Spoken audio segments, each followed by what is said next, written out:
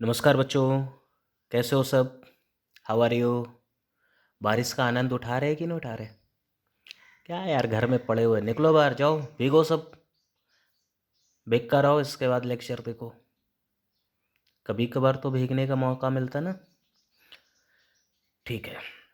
Last lecture पर हम लोगों ने रियल गैसेस को चालू किया था। रियल गैसेस में कंप्रेसिबिलिटी फैक्टर को पढ़ा था। कंप्रेसिबिलिटी फैक्टर को जेड से डिनोट करते। कंप्रेसिबिलिटी फैक्टर क्या बताता है? तो कंप्रेसिबिलिटी फैक्टर बताता है extent of deviation of a gas from its ideal behaviour. क्या बताता है? Extent of deviation of a gas from its ideal behaviour. Compressibility factor Z की वैल्यू अगर 1 है तो आइडियल गैस, 1 नहीं है तो रियल गैस, 1 नहीं है तो 1 से ज़्यादा हो सकता है, Z greater than 1 positive deviation and Z less than 1 negative deviation. और भी काफ़ी कुछ कंप्रेसिबिलिटी, एक्सपेंशन, कंप्रेशन, ये सारी बातें हमने पढ़ी थी लास्ट लेक्चर पर। ठीक है, अब आज के लेक्चर पर उसी टॉपिक को हम आगे बढ़ाते हैं और उम्मीद करता हूँ कि ये लाइन तो सीधी खींचेगी। जाओ जाओ जाओ जाओ जाओ, जाओ खींच गई। जरा देखो, स्टार्ट करते हैं टॉपिक को। आज हम लोग सबसे पहले पढ़ने वाले हैं जेड वर्सेस पी ग्राफ। कौन सा graph? Z versus P graph for different gases, for different gases at constant temperature, at constant temperature. अलग अलग गैसेस का Z versus P graph at constant temperature हम लोग पढ़ने वाले। तो अभी अभी मैंने क्या बोला आपको, क्या पढ़ने वाले हैं बेटा? Z versus P graph. This is Z axis and this is P axis. Z का फार्मूला कल ही पढ़ चुके हैं, कई सारे फार्मूले होते हैं। एक लिखता हूँ, Z is equal to P V upon N R T. और अगर जेड इज इक्वल टू 1 हुआ, जेड इज इक्वल टू कितना? 1, तो जेड इज इक्वल टू 1 पर जो गैस लाई करेगी वो गैस कौन सी गैस होगी? Ideal gas. कौन सी गैस? Ideal gas. समझ में आया इतना? कोई डाउट है यहाँ तक? नहीं। अब सुनना जरा, ये जो डिफरेंट गैसेस का ये ग्राफ है ना बेटा, इसे हम यहाँ पर बना नहीं सकते। जो किताबों में बना होता है, जो बुक्स में बना होता है, वही मैं यहाँ पर बनाने जा रहा हूँ। और बनाने के बाद हमें इसका ऑब्जर्वेशन पढ़ना है। क्या पढ़ना है? ऑब्जर्वेशन। तो पहले क्लियर करो, क्या ग्राफ हमें खुद से डिज़ाइन करना है? नहीं। जो डिज़ाइन बुक्स ने डिज़ाइन करके दिया है, जो ग्राफ बुक्स ने बना के दिया, हम वही ग्राफ बनाएंगे और फिर उसके ऑब्जर्वेशंस को समझेंगे। किसको समझेंगे? ऑब्जर्वेशंस को। तो यहाँ जितने भी ग्राफ बनने वाले हैं, उन ग्राफ्स का ऑब्जर्वेशन हमें पढ़ना है, ना कि खुद से ग्राफ को डिज़ाइन करना है। समझ में आ गया इतना? कोई डाउट है यहाँ तक? नहीं, नो डाउट। ओके, तो चालू करता हूँ मैं। हाइड्रोजन का ग्राफ कुछ ऐसा आता है, हीलियम का ग्राफ कुछ ऐसा है। ये आप नहीं बना सकते, मैं भी नहीं बना सकते, बुक्स में बना होता हम वही बना रहे हैं। This is for hydrogen, this is for helium. Hydrogen और हीलियम को छोड़कर बाकी जितनी भी गैसेस हैं, वो कभी Z इज इक्वल टू 1 के नीचे आती हैं और कभी Z इज इक्वल टू 1 के ऊपर चली जाती हैं। बाकी सारी गैसेस नीचे भी आई, ऊपर भी गई। बाकी सारी गैसेस नीचे भी आई, ऊपर भी गई। ये चिपका नहीं है बेटा, ऐसा है, असचा है। कसचा है, असचा है। मान लो ये नाइट्रोजन है, ये CH4 है और ये CO2 है। समझा कि नहीं समझा? कोई डाउट है यहाँ तक? नहीं, क्लियर? तो मैंने 5 ग्राफ को, 5 गैसेस को जेड वर्सेस पी ग्राफ में अरेंज किया। कितनी गैसेस को? 5 गैसेस को। कौन कौन सी? Hydrogen, helium and other gases. Hydrogen, helium and other gases कौन कौन सा? N2O, CH4, CO2। अब ये जो भी ग्राफ है, इस ग्राफ के जो ऑब्जर्वेशंस है ना, उन ऑब्जर्वेशंस को हमें पढ़ना है। चलो ऑब्जर्वेशंस करना चालू करते हैं। पहला ऑब्जर्वेशन, क्या किसी भी, ध्यान से सुनना, क्या किसी भी गैस का graph z is equal to 1 पर लाई कर रहा है? नहीं लाई कर रहा है। इसका मतलब कोई भी गैस, कोई भी गैस आइडियल गैस नहीं है। No gas is ideal gas. संसार में कोई भी गैस आइडियली एग्जिस्ट नहीं करती। ये पहला ऑब्जर्वेशन।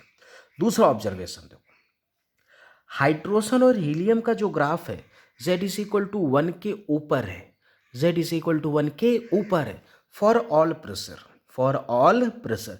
प्रेशर चाहे कम हो चाहे ज़्यादा हो, हाइड्रोजन और हीलियम का graph z is equal to 1 से ऊपर ही है हमेशा। और z इज इक्वल टू 1 से ज़्यादा, this is z is equal to 1, z is equal to 1 से ज़्यादा मतलब पॉजिटिव डेविएशन, और z 1 से कम इसका मतलब होता है निगेटिव डेविएशन। तो मैं कह सकता हूँ कि hydrogen and helium always shows,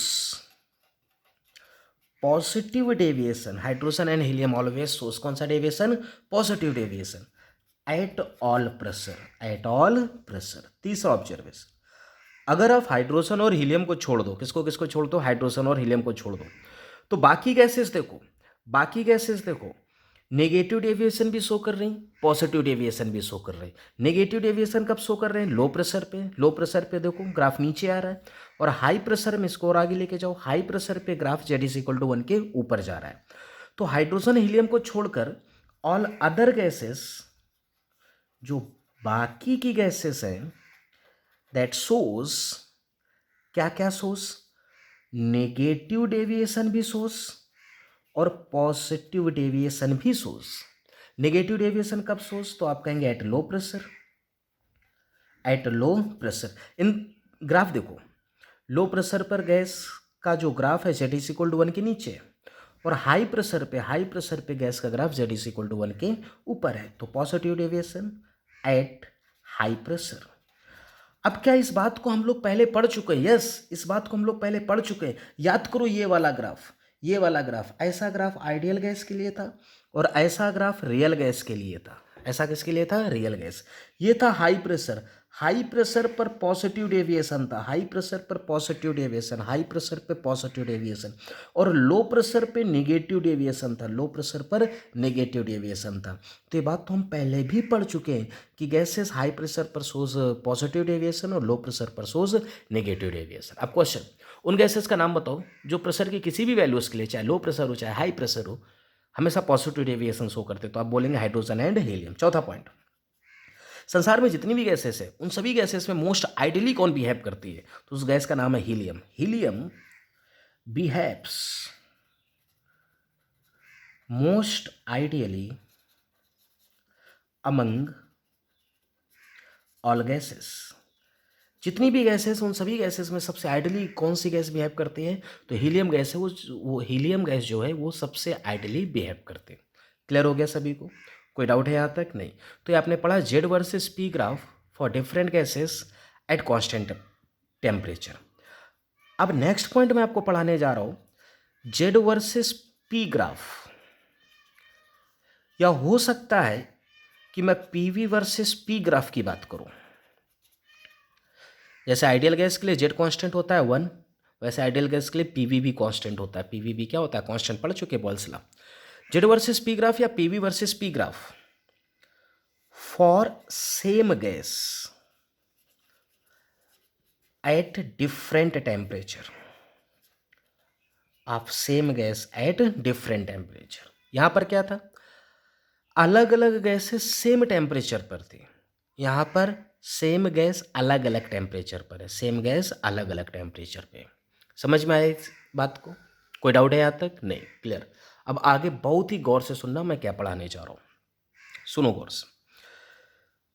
मैं आपको सिखाने जा रहा हूँ Z वर्सेस P ग्राफ। कौन सा, Z वर्सेस P ग्राफ। कहीं ना कहीं तो Z=1 होगा, जहाँ पर भी Z=1 होगा वहाँ पर गैस कैसे बिहेव करेगी, आइडियली। कोई डाउट है यहाँ तक, नहीं? क्लियर। अब मैं Z वर्सेस P ग्राफ किसी गैस का T1 टेम्परेचर पे बना रहा, तो T1 टेम्परेचर पर अगर Z वर्सेस P ग्राफ ऐसा ही आ गया तो आइडियल गैस होगा, लेकिन कोई भी गैस आइडियल गैस होती नहीं है, तो वो इस पाथ से डेविएट करेगी। सपोज करो इस पाथ को फॉलो कर रही, T1 टेम्परेचर पर गैस ने इस पाथ को फॉलो किया। आइडियली ऐसा पाथ फॉलो करना चाहिए, लेकिन इससे डेविएट होकर ऐसा पाथ वो फॉलो कर रही T1 टेम्परेचर पर। टेम्परेचर को बढ़ाकर जब हमने T2 किया ना, तो हमने ऑब्जर्व किया कि गैस का डेविएशन कम हो गया है। गैस का डेविएशन देखो कम हो गया, पहले इतना ज़्यादा इधर उधर भाग रही थी, अब थोड़ा सा कम कम डेविएट हुई। टेम्परेचर को और बढ़ाया तो डेविएशन और कम हुआ, T3 टेम्परेचर। अगर हम टेम्परेचर को और बढ़ाते तो हो सकता है कि ग्राफ Z=1 पर लाई कर जाए। मतलब जैसे जैसे टेम्परेचर बढ़ा रहे हैं गैस का डेविएशन कम हो रहा है, आइडियल बिहेवियर इंक्रीज कर रहा है।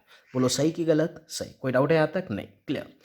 इसी बात को मैं दूसरे ग्राफ की हेल्प से समझाने जा रहा हूँ, और इस bar graph Z versus P नहीं है, इस bar graph PV versus P है। अब PV भी प्रेशर के रिस्पेक्ट में कांस्टेंट होगा फॉर आइडियल गैसेस। P/V हमेशा क्या होता है, आइडियल गैस के लिए कांस्टेंट होता है यार। अब मैंने कहा कि T1 टेम्परेचर पर ग्राफ बनाओ, तो T1 टेम्परेचर पे अगर ऐसा ही ग्राफ बन गया तब तो आइडियल गैस होगा, लेकिन कोई भी गैस तो आइडियल होती नहीं है, तो वो इस पाथ से डेविएट कर जाएगी। सपोज करो ऐसा पाथ फॉलो कर रही, करना ऐसा पाथ चाहिए, ये पाथ एक्सपेक्टेड था लेकिन इस पाथ से जा रही थी, सोज डेविएशन। टेम्परेचर को बढ़ाया, डेविएशन कम हुआ। याद रखो टेम्परेचर को बढ़ाने से डेविएशन क्या हो रहा है, कम। अभी यही तो ऑब्जर्वेशन है इसका। टेम्परेचर को और बढ़ाया तो डेविएशन और कम हुआ। देखो टेम्परेचर को और बढ़ाया, डेविएशन और कम हुआ। समझ में आ रहा है कि नहीं आ रहा? आ रहा। कोई डाउट है यहाँ तक? नहीं, क्लियर? ठीक है। तो आप देख रहे हैं दोनों ग्राफ की हेल्प से कि जैसे जैसे हम टेम्परेचर बढ़ा रहे हैं, जैसे जैसे हम टेम्परेचर बढ़ा रहे हैं, गैस का डेविएशन कम होता जा रहा है और उसका आइडियल बिहेवियर बढ़ता जा रहा है। उसका आइडियल बिहेवियर क्या होता जा रहा है बेटा? बढ़ता जा रहा है। कोई डाउट है यहाँ तक किसी को? नहीं, क्लियर? और भी एक ग्राफ की हेल्प से मैं इसे समझा सकता हूँ। देखो कैसे। अगला जो है वो ग्राफ मैंने फिर से बनाया, पीवी वर्सेस पी। अब पीवी की वैल्यू कभी इतनी है, कांस्टेंट है हर प्रेशर पर, फिर पीवी की वैल्यू कभी इतनी है और हर प्रेशर पर कांस्टेंट है, फिर पीवी की वैल्यू कभी इतनी है और हर प्रेशर पर कांस्टेंट है। बोलो सही की गलत? सही। कोई कंफ्यूजन है यहाँ तक? नहीं, क्लियर? अब मैंने कहा कि T1 टेम्परेचर पर पीवी वर्सेस पी ग्राफ बनाओ, तो आपने कहा कि सर T1 टेम्परेचर पर गैस डेविएट, ये देखो डेविएट T1। मैंने कहा टेम्परेचर को बढ़ाओ तो डेविएशन कम हुआ है, देखो आइडियल बिहेवियर की तरफ भाग गई, चिपक गई, इस लाइन के करीब आ रही T2। टेम्परेचर को और बढ़ाओ, टेम्परेचर को और बढ़ाएंगे तो डेविएशन और कम हो जाएगा, डेविएशन और कम, डेविएशन और कम, आइडियल बिहेवियर और बढ़ेगा। मतलब आपने सीखा टेम्परेचर को इंक्रीज करने पर गैस का जो डेविएशन है वो डिक्रीज कर रहा है और उसका आइडियल बिहेवियर इंक्रीज कर रहा है। आइडियल बिहेवियर क्या कर रहा है? इंक्रीज। तो आइडियल बिहेवियर क्या कर रहा है? इंक्रीज। कब? जब टेम्परेचर को इंक्रीज कर रहे हैं। बोलो सही है कि गलत है? सही। कोई कंफ्यूजन है यहाँ तक? नहीं, clear? That means we can say that कि गैसेस बिहेव आइडियली। ये जो गैसेस हैं कैसे बिहेव करेंगे? आइडियली। कब? कब? तो प्रेशर और टेम्परेचर के कॉम्बिनेशन से। प्रेशर क्या होना चाहिए? Low pressure and high temperature. सामने दिख रहा है, टेम्परेचर बढ़ाएंगे आइडियल बिहेवियर बढ़ेगा, लेकिन सिर्फ टेम्परेचर बढ़ाने से आइडियल बिहेवियर नहीं बढ़ता। टेम्परेचर ज़्यादा हो, प्रेशर कम हो, सिर्फ कम प्रेशर से आइडियल बिहेवियर नहीं आता। प्रेशर कम के साथ टेम्परेचर ज़्यादा हो, कम प्रेशर हाई टेम्परेचर के कॉम्बिनेशन से गैस आइडियली बिहेव करते। फिर से सुनना, अकेले लो प्रेशर में गैस आइडियली बिहेव नहीं होगा, अकेले हाई टेम्परेचर में गैस आइडियली बिहेव नहीं करेगी। By the combination of low pressure and high temperature gas behaves ideally. तो कोई पूछ सकता है कि गैसेस बिहेव नॉन आइडियली कब होंगी? गैसेस नॉन आइडियली कब बिहेव करेंगी? तो इसका उल्टा लिख दो यार, high pressure and low temperature. High pressure और लो टेम्परेचर पर गैसेस क्या होती हैं? नॉन आइडियली बिहेव करती हैं, या फिर रियल गैसेस एग्जिस्ट करती हैं, या फिर रियल गैसेस क्या करती हैं? एग्जिस्ट करती हैं। बात समझा कि नहीं समझा? समझा। कोई डाउट है यहाँ तक किसी को? कोई डाउट नहीं, ठीक है। आगे बढ़ता हूँ मैं, और गौर से एक एक बात को समझते जाओ। सुनना जरा, अगर मैं टेम्परेचर बढ़ाता जाऊँ, टेम्परेचर बढ़ाता जाऊँ, टेम्परेचर बढ़ाता जाऊँ, तो आइडियल बिहेवियर बढ़ता जाएगा, बढ़ता जाएगा, बढ़ता जाएगा। कोई ना कोई तो टेम्परेचर आएगा ना, जिस टेम्परेचर पर गैस आइडियल गैस की तरह बिहेव करने लगेगी। टेम्परेचर बढ़ाने पे आइडियल बिहेवियर बढ़ता, बढ़ाते जो टेम्परेचर, किसी न किसी टेम्परेचर पर तो गैस आइडियली बिहेव करेगी ना। वो जो टेम्परेचर होता है वो टेम्परेचर बॉयल्स टेम्परेचर कहलाता है। क्या कहलाता है? Boils temperature. तो अगली इंफॉर्मेशन, द टेम्परेचर, हर एक मुस्कुराहट मुस्कान नहीं होती। सुनो, the temperature at which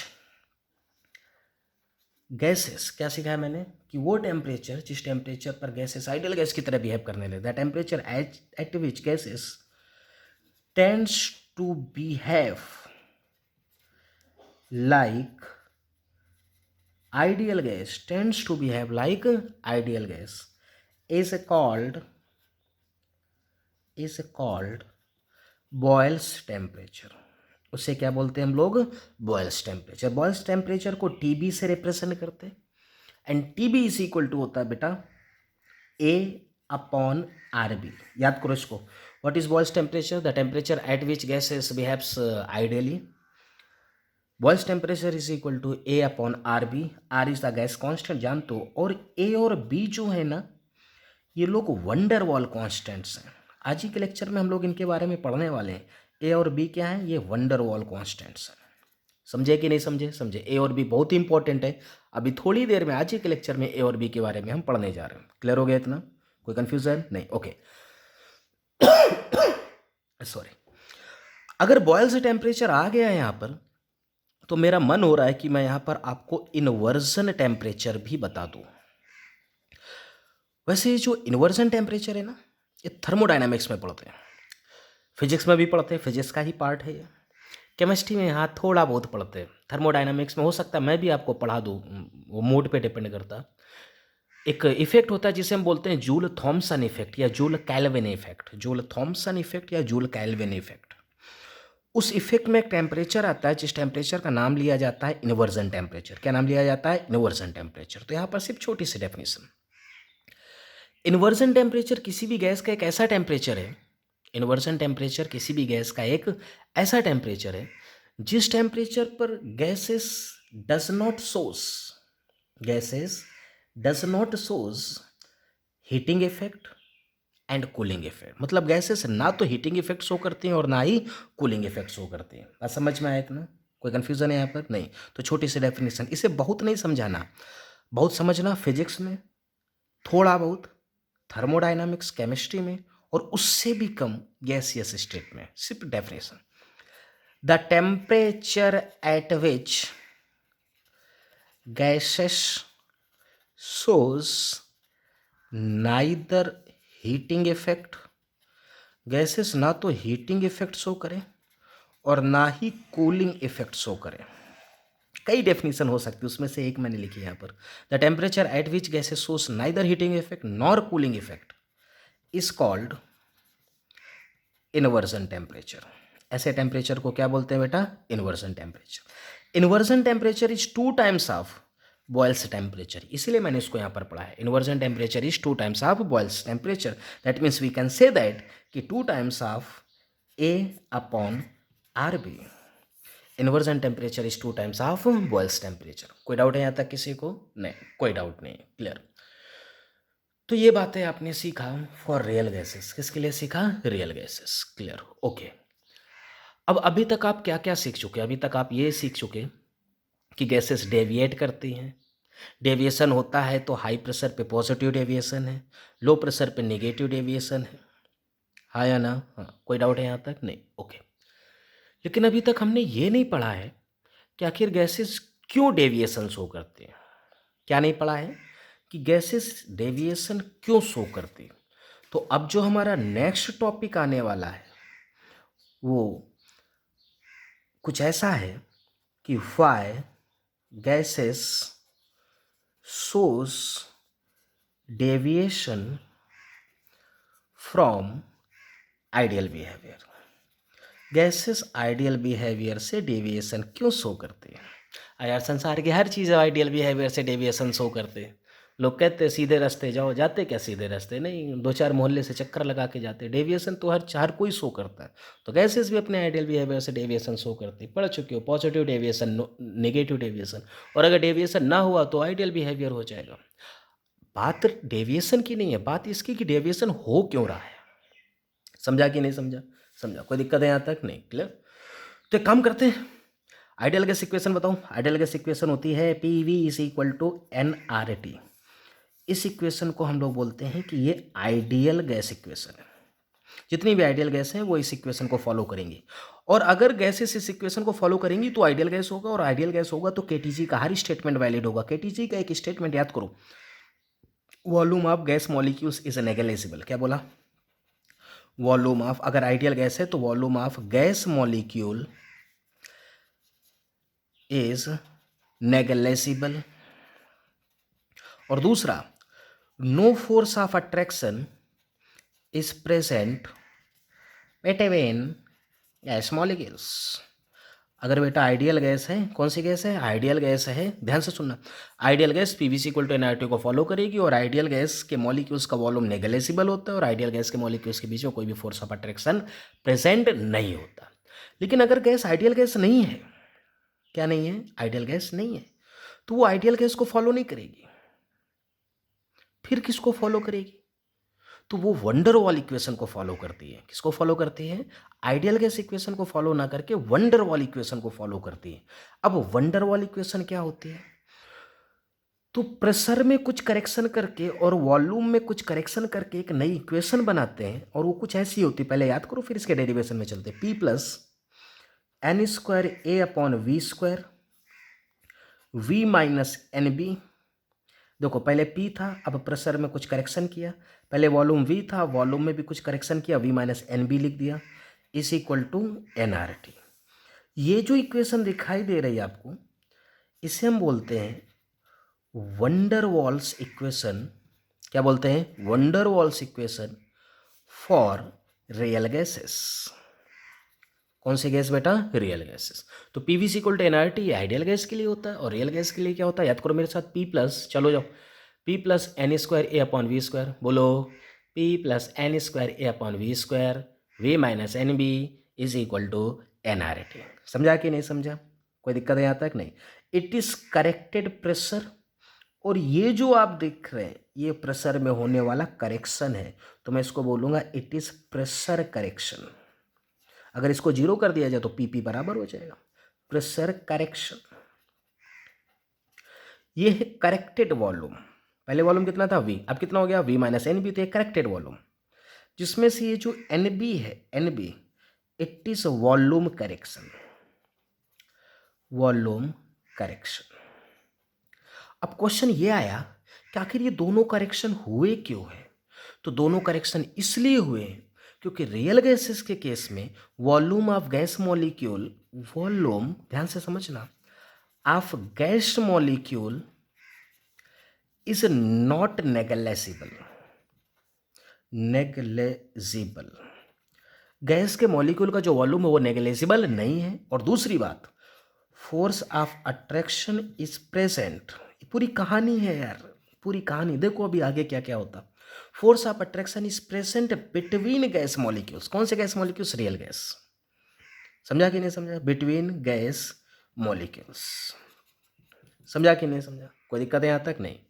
ideal gas में volume of gas molecules negligible होता है, लेकिन रियल गैसेस में volume of gas molecule negligible नहीं होता। इस वजह से वॉल्यूम में करेक्शन आया। वॉल्यूम में करेक्शन कितने का आया? NB का। तो करेक्टेड वॉल्यूम कितना आया? V minus NB। कैसे आता देखेंगे अभी। आइडियल गैसेस के केस में फोर्स ऑफ अट्रैक्शन प्रेजेंट नहीं होता, लेकिन रियल गैसेस के केस में फोर्स ऑफ अट्रैक्शन प्रेजेंट होता है। और फोर्स ऑफ अट्रैक्शन की वजह से, फोर्स ऑफ अट्रैक्शन प्रेजेंट होने की वजह से प्रेशर में करेक्शन आया। किस में करेक्शन आया? प्रेशर में करेक्शन आया। तो ये हुआ करेक्टेड प्रेशर, जिसमें से करेक्शन कितने का हुआ? तो N square A upon V square का प्रेशर में करेक्शन हुआ। वापस क्वेश्चन पूछता हूँ, प्रेशर में कितने का करेक्शन हुआ? N square A upon V square. Volume में कितने करेक्शन हुआ? NB का करेक्शन हुआ। कोई दिक्कत है यहाँ तक? नहीं। तो कितने टाइप के करेक्शन आए? दो टाइप के करेक्शन। एक आया वॉल्यूम करेक्शन और दूसरा आया प्रेशर करेक्शन। बोलो कौन कौन सा करेक्शन आया? पहला आया वॉल्यूम करेक्शन और दूसरा आया प्रेशर करेक्शन। बात समझा कि नहीं समझा? समझा। कोई डाउट है यहाँ तक? नहीं। क्लियर? तो अब मैं दोनों करेक्शन को आपको पढ़ाने जा रहा हूँ, और अगर दोनों करेक्शन आपने पढ़ लिया तो ये इक्वेशन डेराइव्ड हो जाएगी। क्लियर? तो पहला आएगा वॉल्यूम करेक्शन, और जब वॉल्यूम करेक्शन करते हैं, वॉल्यूम को करेक्ट हम करते हैं, V से V माइनस NB बनाते हैं, तो यहाँ पर एक wonder wall constant B introduce हो जाता है। तो volume correction and wonder wall constant B, इसे पढ़ने जा रहे हैं। अब गौर से देखना ये क्या कहानी है। समझ में आ गया इतना? कोई डाउट है यहाँ तक? नहीं। ओके। अब अगर मेरे पास कोई बेटा आइडियल गैस है, कौन सी गैस है? Ideal gas. तो आइडियल गैस के मॉलिक्यूल्स का वॉल्यूम नेग्लेजिबल होता है क्योंकि वो पॉइंट मास है। बोल हाँ या ना? हाँ। आप कहेंगे कि सर ये वॉल्यूम नेग्लेजिबल है। किसने कहा था? तो केटीजी ने कहा था कि आइडियल गैस के मॉलिक्यूल्स का वॉल्यूम क्या है? नेग्लेजिबल। तो गैस के जो मॉलिक्यूल्स हैं वो कंटेनर के पूरे वॉल्यूम पर फ्रीली मूवमेंट कर सकते हैं। बोल हाँ या ना? हाँ। कोई दिक्कत है यहाँ तक? नहीं।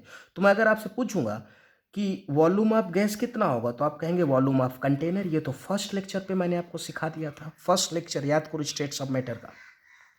किसी भी गैस का वॉल्यूम वो वॉल्यूम होता है, वो अवेलेबल वॉल्यूम होता है जिस पर गैस के मॉलिक्यूल्स फ्रीली मूवमेंट कर सकते हैं। किसी भी गैस के मॉलिक्यूल्स फ्रीली मूवमेंट कर सकते हैं। तो अगर ये वॉल्यूम नेगलिजिबल हो गया, गैस के मॉलिक्यूल्स का वॉल्यूम नेगलिजिबल हो गया, तो ये मॉलिक्यूल्स पूरे में फ्रीली मोशन कर सकते हैं। तो गैस का वॉल्यूम वॉल्यूम ऑफ कंटेनर के बराबर हो गया। समझ में आ गया इतना? कोई डाउट है यहाँ तक? नहीं। लेकिन अगर मेरे पास आइडियल गैस नहीं है, रियल गैस है। अब रियल गैस क्या होगा? गैस तो पूरे में भरी होगी ना, तो उसके मॉलिक्यूल्स को पकड़ लो। अब रियल गैस के मॉलिक्यूल्स कैसे होते हैं? रिजिड स्पेरिकल होते हैं, और उनको एक कोने पे बिठा दो ऐसा। बोलो हाँ या ना? हाँ। और बोला गया है कि रियल गैस के जो गैस के मॉलिक्यूल्स हैं, जो गैस के मॉलिक्यूल्स हैं, उनका ये जो वॉल्यूम है ये नेगलेजिबल नहीं है, ना को नेगलेजिबल। बोलो सही कि गलत? सही। कोई दिक्कत है यहाँ तक? नहीं। गौर से सुनते हैं ना। ये गैस के मॉलिक्यूल्स का वॉल्यूम नेगलेजिबल था, इसलिए क्या बोला? गैस का जो वॉल्यूम होगा वो कंटेनर का वॉल्यूम होगा। अब मेरी बात गौर से सुनो। अब ये जब कोई गैस इस कंटेनर पर मूव करेगी, तो वो इतने वॉल्यूम पर तो मूव नहीं कर सकती, क्योंकि इतना वॉल्यूम तो गैस के मॉलिक्यूल्स ने खुद ऑक्यूपाई कर लिया है। तो कितने वॉल्यूम पर वो मूव करेगी फ्रीली? इतने वॉल्यूम पर अकेले मूव कर सकती है। बोल हाँ या ना? हाँ। तो गैस का वॉल्यूम क्या कंटेनर के वॉल्यूम के बराबर होगा? नहीं। हम क्या करेंगे, कंटेनर के वॉल्यूम में से, क्या बोला? कंटेनर के वॉल्यूम से, ध्यान से सुनो, इत्मीनान से सुनो, कंटेनर के वॉल्यूम में से अगर ये वॉल्यूम मैं हटा दूं, तो वो अवेलेबल वॉल्यूम आ जाएगा जिस पे गैस के मॉलिक्यूल्स फ्रीली मूवमेंट कर सकते हैं। समझा कि नहीं समझा? और वही अवेलेबल वॉल्यूम गैस का वॉल्यूम होगा। समझा?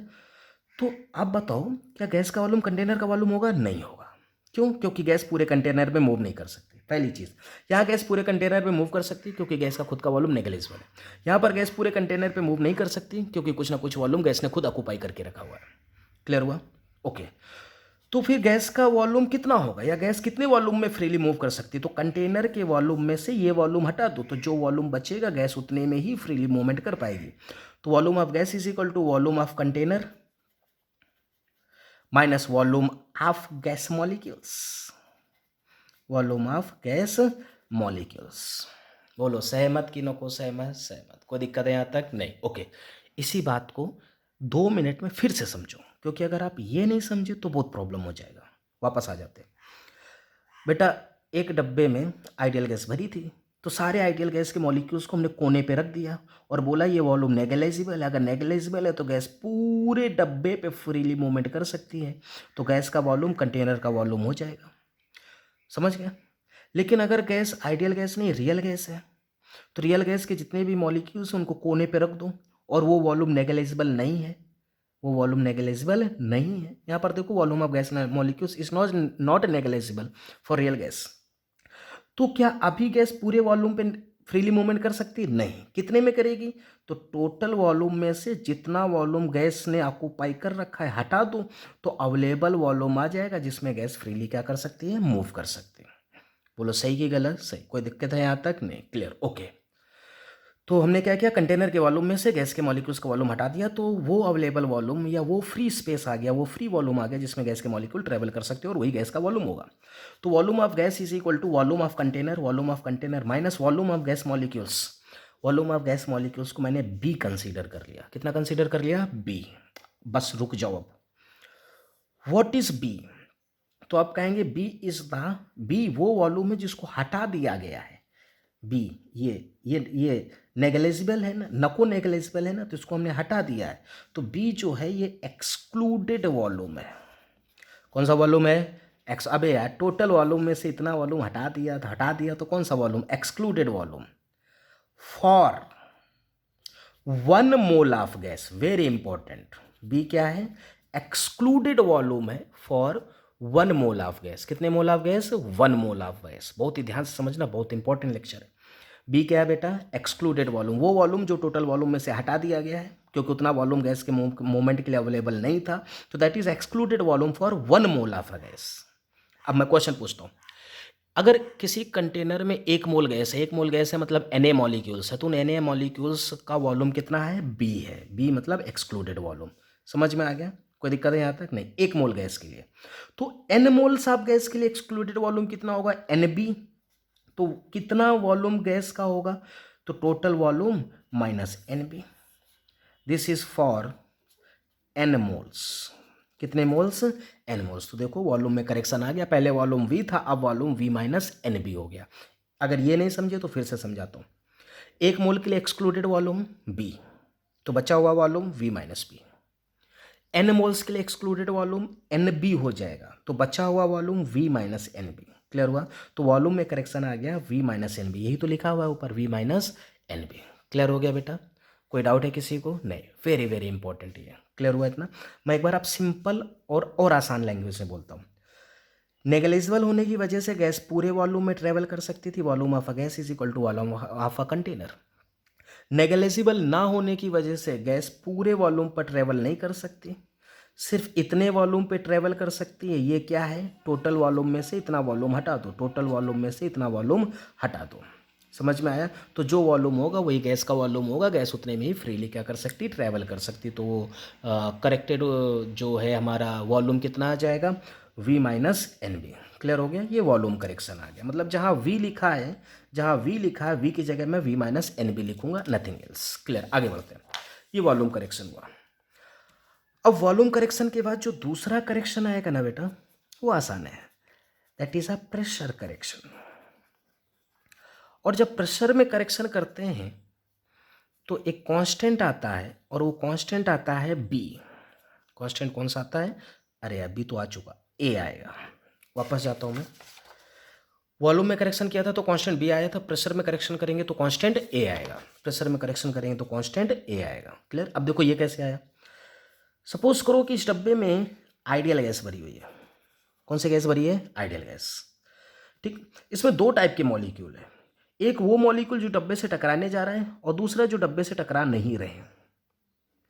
जो डब्बे से टकराने जा रहा है उसको ए टाइप का लिया, और जो डब्बे से टकरा नहीं रहे, ये चारों, ये डब्बे से टकरा नहीं रहे, ये डब्बे से टकराने नहीं जा रहे हैं अभी, इनको बी टाइप का लिया। क्लियर? अब आप जानते हैं कि आइडियल गैस के केसेस में मॉलिक्यूल्स के बीच में फोर्स ऑफ अट्रैक्शन नहीं लगता, मॉलिक्यूल्स के बीच में फोर्स ऑफ अट्रैक्शन नहीं लगता।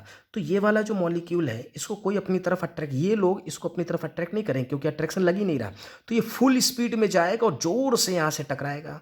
तो जो भी प्रेशर क्रिएट करेगा वो प्रेशर ऑफ आइडियल गैस कहलाएगा। क्या कहलाएगा? प्रेशर ऑफ आइडियल गैस कहलाएगा। समझ में आ गया इतना? कोई कंफ्यूजन है यहाँ तक? नहीं? क्लियर? ऐसा सोचो, मैं भागता भागता गया और जोर से वॉल में टकरा गया, तो जो भी प्रेशर क्रिएट किया वो प्रेशर हो गया by me on the wall of the container, या फिर वो आइडियल प्रेशर है। अब दूसरी कंडीशन, मैं भागता भागता जा रहा, देखो कैसे। रियल गैसेस के केस को समझते हैं। रियल गैस में क्या होगा? ये वही वाला है, ये वही वाला, और ये बाकी है, ये ए टाइप का और ये बाकी बी टाइप का। अब ये भागता भागता जा रहा है, जा रहा भागता भागता टकराने, बोल हाँ या ना? हाँ हाँ, जा रहा है। लेकिन उसी समय बाकियों ने इसको अपनी तरफ अट्रैक्ट कर लिया, बाकियों ने अपनी तरफ क्या कर लिया? अट्रैक्ट। तो इसकी वेलोसिटी कम हो जाएगी, वेलोसिटी कम होगी तो कम फोर्स से यहाँ पर जाकर टकराएगा। बोल सही कि गलत? सही। यहाँ फुल स्पीड में जाकर टकराया, और यहाँ पर ये जा रहा था टकराने, लेकिन इन लोगों ने पकड़ के उसको अपनी तरफ अट्रैक्ट कर लिया, क्योंकि जानते हो real gases force of attraction is present. तो इन लोगों ने इसको पकड़ के अपनी तरफ अट्रैक्ट कर लिया, अट्रैक्ट कर लिया तो इसकी वेलोसिटी कम हो जाएगी, कम वेलोसिटी हो जाएगी तो यहाँ पर कम प्रेशर अप्लाई करेगा। तो जो भी प्रेशर अप्लाई करेगा वो रियल गैस का प्रेशर होगा या फिर वो ऑब्जर्व्ड प्रेशर होगा। और मैं बोल सकता हूँ कि जो आइडियल गैस का प्रेशर होगा ना, वो ज़्यादा होगा रियल गैस के प्रेशर से, क्योंकि यहाँ फुल स्पीड में जाके टकरा रहा है, इसको कोई रोकने वाला नहीं। और ये फुल स्पीड में जाके नहीं टकरा सकता, क्योंकि बाकी लोग उसको पीछे से क्या कर रहे हैं? अट्रैक्ट कर रहे हैं। बोलो सहमत कि नको सहमत? सहमत। कोई डाउट है यहाँ तक? नहीं? ऐसा सोचो, मैं फिर से कहानी, मेरे सामने एक वॉल है, मैं जोर से आके टकरा गया उस पर, ठीक है, प्रेशर लग गया। फिर से मैं दौड़ता हुआ जा रहा था, लेकिन किसी ने मुझे अट्रैक्ट कर लिया, तो मेरी नज़र उसके ऊपर गई, मेरी वेलोसिटी थोड़ी कम हो गई, और बहुत सारे लोग मुझे पीछे से बुलाने लगे, अरे फला फला इधर आओ इधर आओ। तो मेरा ध्यान चारों तरफ चला गया, सब लोग मुझे अट्रैक्ट कर रहे हैं, तो मैं कम स्पीड में जाकर यहाँ से टकराऊंगा। बोलो सही कि गलत? सही। तो यहाँ पर लगने वाला जो प्रेशर है वो ज़्यादा होगा एज कम्पेयर टू यहाँ पर लगने वाला प्रेशर, मतलब ideal pressure will be greater than real pressure. मान लो कि आइडियल गैस का प्रेशर रियल गैस के प्रेशर से या फिर ऑब्जर्व्ड प्रेशर से पी डैश से ज़्यादा है। गौर से सुनना इस बात को। अबे यार, आइडियल प्रेशर रियल प्रेशर से ज़्यादा है, तो मान लिया आइडियल प्रेशर पी डैश से ज़्यादा है। किससे ज़्यादा है? पी डैश से ज़्यादा है। क्लियर। और ये पी डैश क्यों आ रहा है? इस अट्रैक्शन की वजह से। पी डैश किस वजह से आ रहा है? इस अट्रैक्शन की वजह से पी डैश आ रहा है। तो मैं कह सकता हूं कि P dash directly proportional to force of attraction between gas molecules. Force of attraction between gas molecules. Clear हो गया इतना? कोई कंफ्यूजन है यहाँ तक? नहीं। दैट मीन्स कि वी कैन से दैट कि P dash directly proportional to the force of attraction between gas molecules. और कितने टाइप के गैस मॉलिक्यूल्स हैं? दो टाइप के गैस मॉलिक्यूल्स हैं। मतलब कंसंट्रेशन, अब स्टॉप, थोड़ा सा आगे बढ़ गया और पीछे आता। गैस के मॉलिक्यूल्स के पीछे फोर्स ऑफ अट्रैक्शन उतना ही ज़्यादा लगेगा जितना ज़्यादा ये दोनों टाइप के गैस के मॉलिक्यूल्स होंगे। मतलब जितना ज़्यादा ए और बी टाइप के गैस के मॉलिक्यूल्स का कंसंट्रेशन होगा उतना ही ज़्यादा अट्रैक्शन लगेगा। समझ में आ रहा है इतना? कोई डाउट है यहाँ तक? नहीं। क्लियर। और कंसंट्रेशन जो है वो होता है moles upon volume. That means we can say that कि P dash proportional to N square upon V square. Proportional का साइन हटाओ तो कांस्टेंट आएगा ए अपॉन वी स्क्वायर। ये पी डैश की वैल्यू आ गई। पी डैश की वैल्यू को यहाँ पर प्लेस करूँ तो corrected pressure P I is equal to आ जाएगा P observed plus P dash. P dash मतलब N square A upon V square. तो पहले प्रेशर जो था अब उसकी value P observe plus N square A upon V square हो गई। समझा कि नहीं समझा? समझा। कोई डाउट है यहाँ तक? नहीं, कोई डाउट नहीं। ठीक है, आगे देखो। ओके, एक बार फिर से देख लो इसको। ये मॉलिक्यूल्स इस मॉलिक्यूल को अपनी तरफ अट्रैक्ट नहीं कर रहे थे, फुल स्पीड में जाके यहाँ पे प्रेशर क्रिएट कर रहा है। ये सारे मिलके इसको अपनी तरफ अट्रैक्ट कर रहे हैं, तो ये कम स्पीड में जाके टकराएगा तो कम प्रेशर अप्लाई करेगा। तो यहाँ पर लगने वाला प्रेशर यहाँ के प्रेशर से ज़्यादा होगा। मतलब आइडियल प्रेशर रियल प्रेशर से ज़्यादा होगा। मान लो आइडियल प्रेशर रियल प्रेशर से, ये रियल प्रेशर या ऑब्जर्व प्रेशर से पी डैश से ज़्यादा है।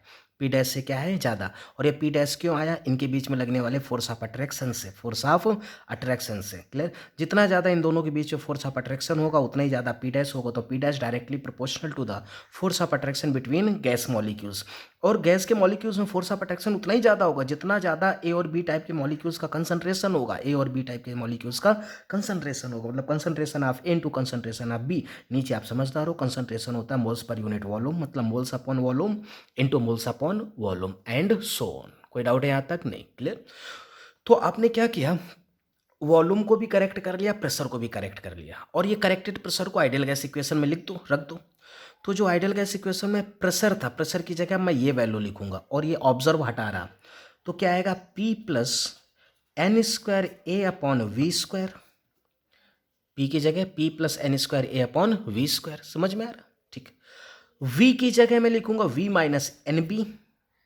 We minus N B is equal to N R T. Is equal to N R T. तो यही जो इक्वेशन है यही है वंडर वॉल इक्वेशन। कौन सी equation? Van der wall equation. Marker change हुआ, एक मिनट। यही है van der wall equation for real gases. वंडर वॉल इक्वेशन फॉर कौन सी गैसेस बेटा? Real gases. बात समझा कि नहीं समझा? समझा। कोई डाउट है यहाँ तक किसी को? No doubt. ओके, अब आगे। अगर कोई पूछे तुमसे प्रेशर में करेक्शन क्यों हुआ तो बोल देना force of attraction is present. क्या प्रेजेंट? फोर्स, मैं यहाँ पर लिखना भूल गया हूँ। Force of attraction is present between gas molecules. Question, pressure में करेक्शन क्यों हुआ? तो force of attraction is present between gas molecules. Force of attraction present तो गैस के मॉलिक्यूल्स उसको अट्रैक्ट कर लेते हैं। That's why pressure correction is needed. Volume में करेक्शन क्यों होता है? क्योंकि गैस के मॉलिक्यूल्स का वॉल्यूम नेग्लिजिबल नहीं होता है।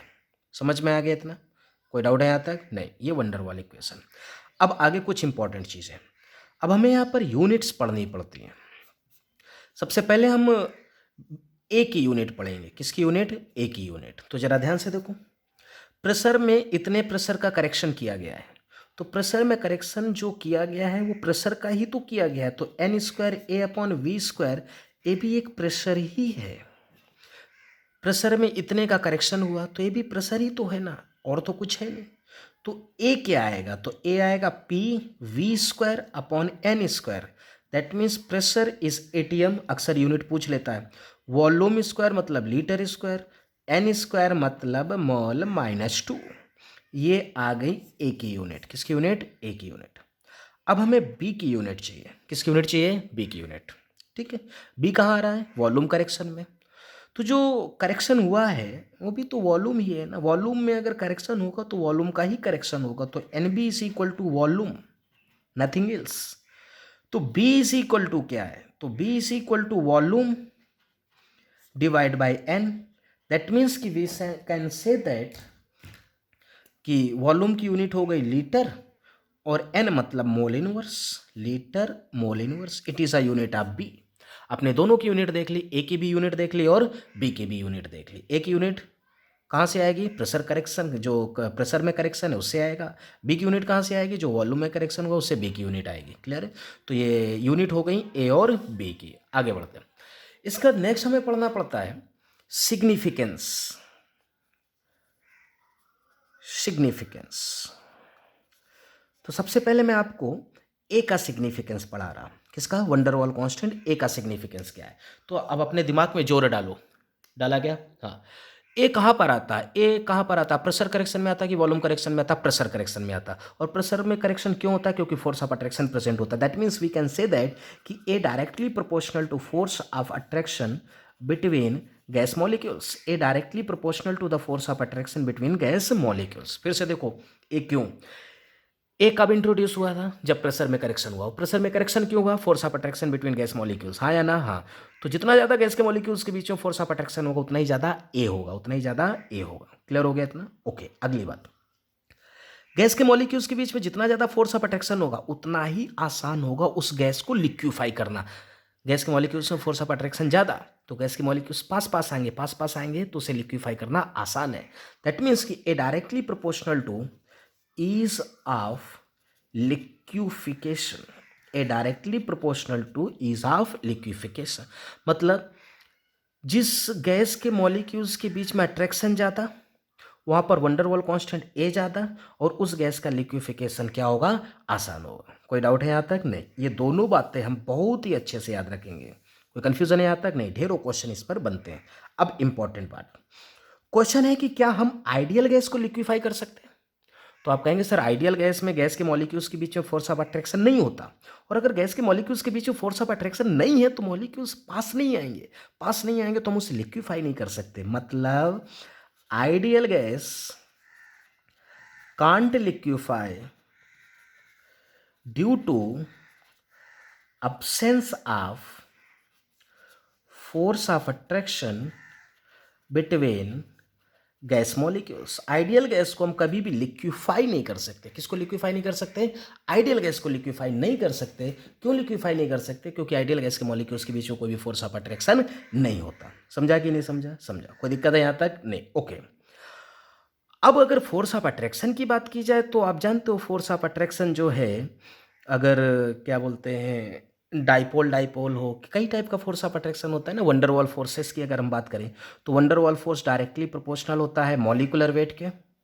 और दूसरी बात, किसी भी पोलर मॉलिक्यूल का फोर्स, किसी भी पोलर मॉलिक्यूल्स के बीच में लगने वाला force of attraction non polar molecules के बीच में लगने वाले फोर्स ऑफ अट्रैक्शन से क्या होगा, ज़्यादा।